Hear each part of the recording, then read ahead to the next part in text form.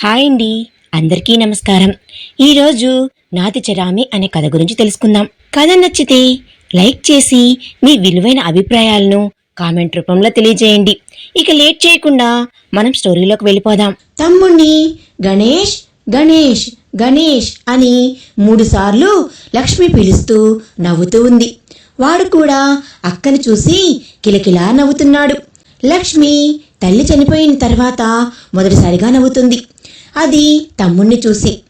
ఈ నవ్వు మీ జీవితంలో ఎప్పటికీ ఉండాలి అని అనుకుంది ఎల్లమ్మ. నేను నువ్వు అనుకుంటూ 4 అక్కా చెల్లెళ్ళు ఊపుతూ ఉంటే ఉయ్యాల్లో పడుకున్న బుడ్డోడు నవ్వుతూ ఉంగలు కొడుతూ ఉన్నాడు. మందులు వాడుతుంటే మల్లేష్ మెల్లిమెల్లిగా చెప్పిన పనులు చేస్తున్నాడు. పెట్టింది తింటున్నాడు. మెల్లమెల్లగా కోలుకుంటున్న మహేష్ని చూసిన రత్తమ్మ, ఎల్లమ్మ నేను ఒక మాట చెప్తాను, అది పిల్లల కోసమే నేను ఆలోచించిన, అందుకే చెప్తున్నాను అని అంది. ఏంది రత్తమ్మ ఆ విషయం అన్నది పొయ్యి మీద నుంచి అన్నం గిన్నె దింపిన ఎల్లమ్మ. మల్లేష్ మెల్లమెల్లగా కోలుకుంటున్నాడు. వానికి మళ్ళీ గంగా గుర్తుకు రాకుండా ఉండాలి అంటే వానికి మళ్ళీ పెళ్లి చేద్దాం అని అంది. ఏంది రత్తమ్మ అలాంటి మాటలు మాట్లాడుతున్నావు? మళ్ళీ పెళ్లి చేస్తే ఆ వచ్చింది నా మనవరాళ్లను, ఆ పసిగుడ్డును బాగా చూసుకుంటుందా? వానికి పెళ్లి చేసి నా పిల్లల ఉసురు తీను అని కోపంతో అన్నది బయటికి. బయట పిల్లని చేస్తే అట్లనే చేస్తారేమో, కానీ మా అక్క బిడ్డ ఉన్నది కదా, దానికి పిల్లలు పుట్టరంట. దాన్ని మన మల్లేష్కు చేసినావు అనుకో, దానికి పిల్లలు లేని కారణంగా మన పిల్లల్ని బాగా చూసుకుంటుంది అన్న ఆలోచన వచ్చింది అని అంది రత్తమ్మ. నా అక్క బిడ్డ పార్వతి ఉంది కదా, దానికి పెళ్లి చేసిన తర్వాత ఓ సంవత్సరం బాగానే కాపురం చేసింది. సంవత్సరం తర్వాత వాడికి ఏం మాయరోగం వచ్చిందో పిల్లలు పుట్రు అన్న కారణంతో దాని మొగుడు తీసుకుని వచ్చి ఇంట్లో వదిలేసిపోయిండు. ఓ నెల రోజులు అక్క ఇంట్లో పార్వతిని తీసుకుని అత్తారింటికి పోతే దీనికి పిల్లలు పుట్టరు అంటూ ఇంట్లోపలికి రానియలేదు. నా కొడుకుకు వారం రోజుల తర్వాత పెళ్లి అని పార్వతిని మెడ పట్టుకొని బయటకు గెంటేసింది వాళ్ళ అత్త. పెద్ద మనుషుల్లో కూర్చోబెట్టినా కూడా లాభం లేకుండా పోయింది. ఇప్పుడు అది మా అక్క ఇంట్లోనే ఉంటుంది. మా అక్క కూడా దాని గురించి చెప్పుకొని ఏడవని రోజంటూ లేదు. మనం మాత్రం ఎన్నాళ్ళు పిల్లల్ని పట్టుకుని ఉంటామో, మా అంటే 10 సంవత్సరాలు ఉంటామేమో. ఆ తర్వాత వాళ్ళ బతుకుల గురించి ఆలోచించి ఎల్లమ్మా అని అన్నది. మొదట చాలా కోపం వచ్చింది ఎల్లమ్మకు. ఆ తర్వాత ఆలోచించింది. నిజంగానే నేను పోయిన తర్వాత నా పిల్లల గతి ఏం కావాలి అని ఆలోచించి దానికి ఒప్పుకుంది. ఒప్పించిన ఓ నెల రోజుల తర్వాత గుడిలోనే దండలు మార్పించి తాళి కట్టించి పార్వతీని మల్లేష్ పెళ్లి చేసుకున్నాడు. పెళ్లి చేసుకున్నాడు అనే కంటే తల్లి మెడలో దండ వేయమని అన్నది. దండ వేశాడు. ఆ దారాన్ని పార్వతీ మెడలో వేసి ఆ తర్వాత 3 సార్లు ముడులు వేయమని చెప్పింది. అది మల్లేష్ చేశాడు. అంతే. ఇంకా మల్లేష్ పూర్తిగా కోలుకోలేదు. ఆ విషయం పార్వతీకి చెప్పి పెళ్లి చేశారు. పార్వతీ కూడా తనకు తోడు కావాలి అని తన తల్లి తండ్రిని నలుగురు నానా మాటలు అంటుంటే చూసి తట్టుకోలేకపోతుంది. అది కూడా ఒక కారణం మల్లేషును చేసుకోవడానికి. పిచ్చివాడో వెర్రివాడో తనకు అవసరం లేదు, నాకు ఒక మొగుడు ఉన్నాడు అని చెప్పుకోవడానికి మాత్రం పెళ్లి చేసుకుంది. కనకుండానే 5 పిల్లలకు తల్లి అయిందని తల్లి తండ్రి కాస్త అసహనంగా ఉన్నారు. వాళ్ళందరికీ చేసి నా కూతురు ఏమైపోతుందో అని బాధపడ్డాడు పార్వతీ తండ్రి. మల్లేష్ పొద్దుందాకా పిచ్చి పిచ్చిగానే ఉంటున్నాడు. రాత్రి పడుకుంటే మాత్రం గంగా గంగా అని కలవరిస్తూ ఉన్నాడు. గంగా నన్ను వదిలేసిపోకు, నన్ను నువ్వు వదిలేసిపోకు అనే కలవరింపులు ఎక్కువయ్యాయి. మెల్లిగా పార్వతి మల్లేషుని తన వైపు తిప్పుకోవడం మొదలుపెట్టింది. ఆ కలవరింపులను విని నా బిడ్డ బ్రతుకు ఎలా దారిలో పడుతుందో అని ఎల్లమ్మ బాధపడుతూనే ఉంది. నాయనమ్మ నాన్నకు పెళ్లి చేయవద్దు అన్నది లక్ష్మి. అట్లా అనగానే రత్తమ్మ ఎల్లమ్మలు కలిసి, మీ నాన్నకు ఈ వయసులో ఎందుకే ఒంటరి బతుకును చేస్తావా? వాడు ఇప్పటికే గంగను మర్చిపోలేక పిచ్చివాడైపోయాడు. ఇంకా అలాగే ఉంటే వాడు బ్రతుకుతాడు అన్న ఆశ కూడా లేకుండా పోతుంది. అది ఇది అని చెప్పి లక్ష్మి నోరు మూయించారు. పార్వతి ఇంట్లోకి వచ్చిన దగ్గర నుంచి ఎల్లమ్మతో లక్ష్మి మాట్లాడటం లేదు. లక్ష్మి కవిత ఇద్దరూ ఎల్లమ్మతో మాట్లాడటం మానేసి అప్పటికే 4 రోజులవుతుంది. సరిత అనితలకు ఏమీ తెలియదు కాబట్టి వాళ్ళ నాయనమ్మతో బాగానే మాట్లాడుతున్నారు. పార్వతిని అమ్మ అని పిలవమని ఎల్లమ్మ అనితతో చెప్పింది. దాంతో లక్ష్మికి కోపం వచ్చి, నాయనమ్మ, మా అమ్మని తప్పించి ఇంక ఎవరిని అమ్మ అని నేను పిలవను. నా చెల్లెళ్ళు తమ్ముడు కూడా పిలవడు అని తేల్చి చెప్పింది లక్ష్మి. లక్ష్మి తమ్ముణ్ణి చూసుకుంటూ స్కూల్కి వెళ్తుంది. అప్పటికి వాడికి 3 నెలలు వచ్చేశాయి. వాడు మెల్లిమెల్లిగా సైడ్కు తిరగడం, బోర్లా పట్టం చేస్తున్నాడు. లక్ష్మి స్కూల్కి ఫస్ట్ కాబట్టి తమ్ముణ్ణి తీసుకుని వచ్చినా కూడా ఎవ్వరూ ఏమీ అనడం లేదు. టీచర్లకు కూడా తెలుసు లక్ష్మికి తల్లి మొన్న మధ్యనే చనిపోయింది అని. తమ్ముణ్ణి చూసుకోవాల్సిన బాధ్యత తన మీదనే ఉన్నదని. నాయనమ్మ ఇంకా పొలం పనులకి, కూలి పనులకి పోతున్నది. తమ్ముణ్ణి నాయనమ్మ చూసుకుంటే ఇంట్లోకి ఇబ్బంది అవుతుంది. అందుకే నాయనమ్మకు 100 రూపాయలు కూలీ పని చేస్తే వస్తాయి అని కాళ్ళు నొచ్చినా, నడుము నొచ్చినా, తల నొచ్చినా బేఖాతరు చేసి పనికి పోతుంది. అందుకే లక్ష్మి ప్రిన్సిపాల్తో మాట్లాడి, సార్, మా తమ్ముణ్ణి చూసుకోవడానికి ఇంట్లో ఎవ్వరూ లేరు. మా తమ్ముణ్ణి స్కూల్కి తీసుకుని రమ్మంటే నేను స్కూల్కి వస్తాను, లేకపోతే స్కూల్ మానేసి మా తమ్ముణ్ణి చూసుకుంటాను అని అన్నది ప్రిన్సిపాల్తో. ప్రిన్సిపాల్ ఆలోచించాడు. బాగా చదివే అమ్మాయిని చిన్న విషయానికి వద్దు అంటే ఎలా అని. సరే లక్ష్మి, నీ చదువు నిర్లక్ష్యం చేయకుండా మీ తమ్ముణ్ణి చూసుకుంటాను అంటే క్లాస్లోకి మీ తమ్ముణ్ణి తీసుకుని రానిస్తాను అని అన్నారు. దానికి ఆయనకు 2 చేతులు జోడించి, thank you sir, thank you very much. నాకు చదువు అంటే చాలా ఇష్టం. మా తమ్ముని కోసం చదువును కూడా వదులుకోవాలి అనుకున్నాను. మీరు ఈ అవకాశం ఇవ్వకపోతే చదువు మానుకొని మా తమ్ముణ్ణి చూసుకునేదాన్ని అని ఎంతో సంతోషంతో ఇంటికి వెళ్ళి తమ్మునికి కాస్త మంచి బట్టలు వేసి స్కూల్కి తీసుకుని వచ్చింది. ప్రిన్సిపల్ పర్మిషన్ ఇచ్చినందుకు క్లాస్లోకి తీసుకుని వచ్చినా ఏమీ అనరు. వాడి ముద్దు ముఖం చూసి పక్క పిల్లలు ఎత్తుకొని వాడిని ఆడించడం చేస్తారు. అలానే తమ్ముణ్ణి చూసుకుంటూ చదువుని నిర్లక్ష్యం చేస్తుంది అన్నట్లుగా కాకుండా తమ్ముణ్ణి చూసుకోవడంతో పాటు చాలా బాగా చదువుతుంది.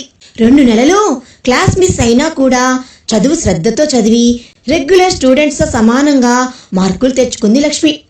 ఆ మార్కులను చూసి ప్రిన్సిపాల్ లక్ష్మికి అవకాశం ఇచ్చి మంచి పని చేశాను అని ఆయనకు కూడా సంతృప్తి కలిగింది. అప్పటి నుండి ప్రతిరోజు చెల్లెలు తమ్ముడితో పాటు స్కూల్కి రావడం చేస్తుంది లక్ష్మి.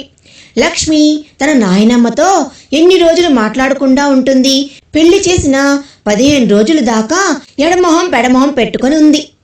ఇప్పటికే కోడలు చనిపోయి కొడుకు పిచ్చివాడై ఇంట్లో బాధ్యతలన్నీ చూసి అలసిపోయిన ఎల్లమ్మ మనవరాలు కూడా తనతో మాట్లాడటం మానేసినందుకు బాధతో జ్వరం తెచ్చుకుంది. సడన్ గా నాయనమ్మకు జ్వరం రావడంతో తను చేసిన తప్పును సరిదిద్దుకుని నాయనమ్మతో ఎప్పట్లాగా మాట్లాడుతూ ఆమె బాధలు చూసుకుంటూ తన బాధలు చెప్పుకుంటూ 1 నెల రోజులు గడిచిపోయాయి.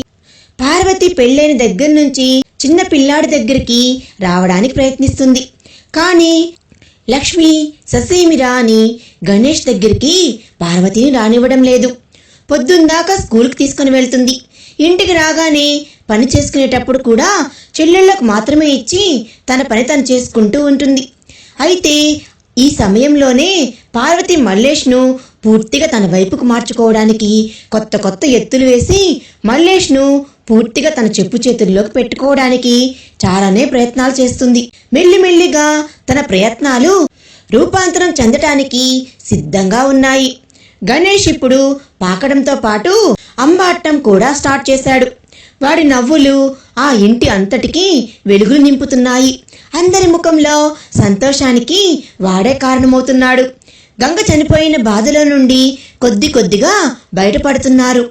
లక్ష్మి తను చదవటంతో పాటు చెల్లెళ్లను కూడా బాగా చదివిస్తూ వాళ్లకు హోంవర్క్లు దగ్గర కూర్చొని చేయిస్తుంది.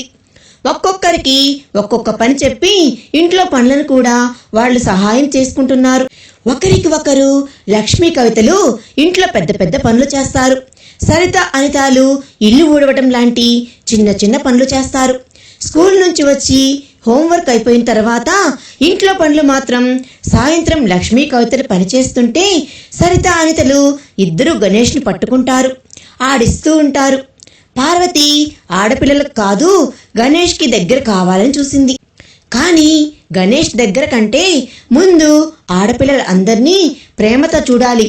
కానీ ఆమెకు ఒక్క గణేష్ మాత్రమే కావాలి. ఎందుకంటే రేపు వాడు పెద్దవాడు అయితే తల్లిలా తనని చూసుకుంటాడు అన్న ఆలోచనతో గణేష్ని ప్రేమతో చూడటానికి ప్రయత్నించింది. ఆమె ఆలోచనలు తెలిసిన లక్ష్మి తనను గణేష్ చుట్టుపక్కల కూడా రానీయకుండా కట్టడి చేసింది. ఎల్లమ్మతో తను కూడా కూలి పనికి వెళ్లేది. అలాగే మల్లేషును కూడా వెంట పట్టుకొని వెళ్లేవారు. 2 ఎకరాల చెల్కా ఉంటే దాన్ని పూర్తిగా కౌలుకి ఇచ్చింది. ఎందుకంటే పండిన పంటలో తినడానికి తిండి గింజలు వస్తాయి అన్న ఆలోచనతో. తను చేసిన పనికి పైసలు వస్తే ఇళ్ల ఖర్చులకు పోతున్నాయి. ఆదివారం పూట మాత్రం లక్ష్మితో పాటు ఇప్పుడు కవిత కూడా పనికి వెళ్లడం మొదలుపెట్టింది. ఆ పైసలు తోటి తమ్మునికి ఆవు పాలు వాడికి పట్టింది. నెల రోజులు పాలు పోస్తే నెల చివరికి డబ్బులు ఇస్తుంది.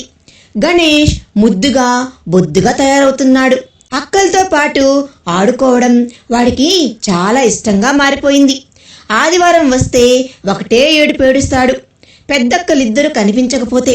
పాపం సరిత అనితాలు పట్టుకోలేక నానా అవస్థలు పడతారు. వాళ్లతో పాటు రత్తమ్మ కూడా సహాయం చేస్తుంది.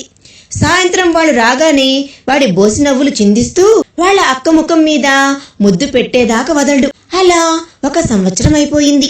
గణేష్ బాగా నడుస్తున్నాడు. లక్ష్మి 7వ తరగతి దాటి 8వ తరగతికి వచ్చేసింది. మిల్లిమిల్లిగా ఎల్లమ్మ చేయి తిప్పుకున్నది. మల్లేష్ కూడా కాస్త దారిలో పడ్డాడు అనుకున్న సమయంలోనే పార్వతి మా అమ్మ దగ్గర కొన్ని రోజులు ఉంటాను అని మల్లేష్ని వెంట పెట్టుకుని వెళ్ళిపోయింది. అలా అయినా వెళ్తే మల్లేష్ పార్వతి పైన ప్రేమ పెంచుకుంటాడు అన్న ఉద్దేశంతో ఎల్లమ్మ మల్లేష్ని పార్వతితో పంపింది. అది ఎల్లమ్మ చేసిన పొరపాటు అని చెప్పవచ్చు. ఎల్లమ్మ చేసిన పొరపాటు తర్వాత గాని అర్థం కాలేదు. తల్లిగారి ఇంటికి వెళ్ళిన పార్వతి నెల రోజులైపోయింది, ఇంకా రాలేదు. పార్వతి మల్లేషులు పోయి 2 నెలలు అయిపోయింది, ఇంకా రాలేదు అని ఎల్లమ్మ తల్లడిల్లిపోతూనే ఉంది. కొడుకు ఎలా ఉన్నాడు ఏంటో అని. ముందే మతిస్థిమితం లేని కొడుకును పార్వతి చేతిలో పెట్టి తప్పు చేశాను అని అప్పటి నుంచి కొడుకు పైన ప్రాణం పీకుతూనే ఉంది. అలా అని కొడుకును చూడటానికని వెళ్తే 1-2 రోజులు పడుతుంది. అంతవరకు పిల్లల్ని వదిలి కొడుకును చూడటానికి వెళ్ళలేదు ఎల్లమ్మ. పార్వతి మల్లేష్ని పూర్తిగా తన చెప్పు చేతుల్లో పెట్టుకోవడం చేస్తుంది. మల్లేష్కు పార్వతి చెప్పిన మాటలే మెదడులో రిజిస్టర్ చేసుకుంటున్నాడు. ఇక ఎవరు చెప్పింది వినిపించుకునే స్థితిలోకి లేకుండా మారిపోయాడు. 24 గంటలు తన కళ్ళ ముందే ఉంటూ తన మెదడును పూర్తిగా తన ఆధీనంలోకి తెచ్చుకుంది. పార్వతి ఎంతలా అంటే పార్వతి కన్న తల్లిదండ్రులు చెప్పిన మాటలు కూడా మల్లేష్ మెదడులో చేరినంతలాగా. మొదట పార్వతితో పాటే పనికి వెళ్ళాడు. మెల్లిమెల్లిగా పార్వతి ఎలా చెయ్యాలో ఏం చెయ్యాలో అన్నీ నేర్పుతూ పూర్తిగా తన కంట్రోల్లోనే ఉంచుకుంది. గంగా చనిపోయి దాదాపు 2 సంవత్సరం అయిపోయినాక మల్లేష్ను చూడటానికి ఎల్లమ్మ పార్వతి వాళ్ళ తల్లిగారింటికి బయలుదేరాలి అనుకుంది. ఎల్లమ్మ రత్తమ్మ ఇంటికి వచ్చి, రత్తమ్మ కాస్త పిల్లల్ని చూసుకుంటావా? మీ అక్క వాళ్ళ ఊరికి పోతాను, నా కొడుకును చూడడానికి. వాడిని ఇక్కడికి తీసుకొని రావాలి. 1 రోజు పడుతుందో 2 రోజులు పడుతుందో. నీ అక్క బిడ్డ నా కొడుకును తీసుకొని పోయి ఇప్పటికే 1.5 సంవత్సరం అవుతుంది. వాడు ఎట్లా ఉన్నాడో ఏందో అని నా ప్రాణమంతా పీకుతుంది.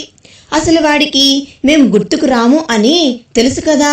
కనీసం నా కొడుకును నా కళ్ళ ముందు ఉంచుకోవాలి అనుకున్నాను. కానీ పార్వతి అట్లా చేస్తుంది అని నేను అనుకోలేదు అని కళ్ళ నిండా నీళ్లతో రత్తమ్మకు చెప్పుకుంది తన బాధని ఎల్లమ్మ. నేను కూడా పార్వతి అట్లా చేస్తుంది అనుకోలేదు. నేనేదో పిల్లల కోసం ఆలోచించి మల్లేష్కు పిల్లలకు మంచి చేద్దాము అనుకున్నాను. కానీ పార్వతి అట్లా పిల్లలకు తండ్రిని దూరం చేసి తీసుకొని పోతుంది అని నేను అనుకోలేదు ఎల్లమ్మ. ఆ పాపంలో మాత్రం నాకు భాగం లేదు.